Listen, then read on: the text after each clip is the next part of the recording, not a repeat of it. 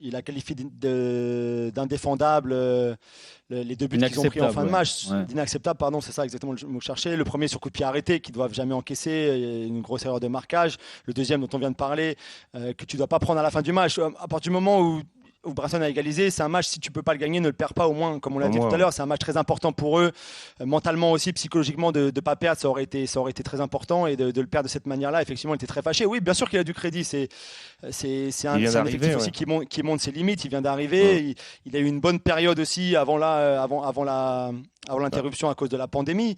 On a vu des bonnes choses, on a vu aussi des moins bonnes choses, mais c'est un effectif qui est très déséquilibré, qui manque de leader aussi. On l'avait encore vu aujourd'hui, par exemple, pour ceux qui ont pu regarder le match sans les faux bruits de supporters, ça veut dire simplement avec la bande originale du match, quoi, des joueurs.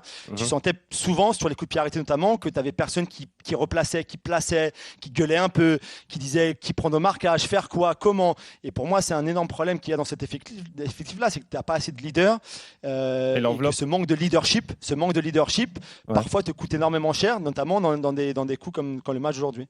Et l'enveloppe du mercato, elle sera quand même conséquente parce que forcément, il va falloir acheter et cher. Alors, acheter cher, ça c'est impossible. Ça, je peux te le dire tout de suite. Ce sera des prêts ou ce sera du recrutement où tu pourras pas dépenser beaucoup d'argent parce qu'ils n'ont pas beaucoup d'argent de toute façon. Ou alors tu fais des échanges, mais c'est pas facile non plus. C'est assez compliqué de faire ce genre d'échanges-là. Mais c'est une situation très compliquée et financière déjà parce que n'oublions pas quand même que ça fait 4 ans maintenant qu'il n'y a pas de Ligue des Champions. Et c'est un effectif qui a une masse salariale de Ligue des Champions. Le problème, c'est quand tu as un effectif avec une masse salariale de Ligue des Champions et que tu joues que la Ligue Europa, et ben, le manque à gagner, il est énorme.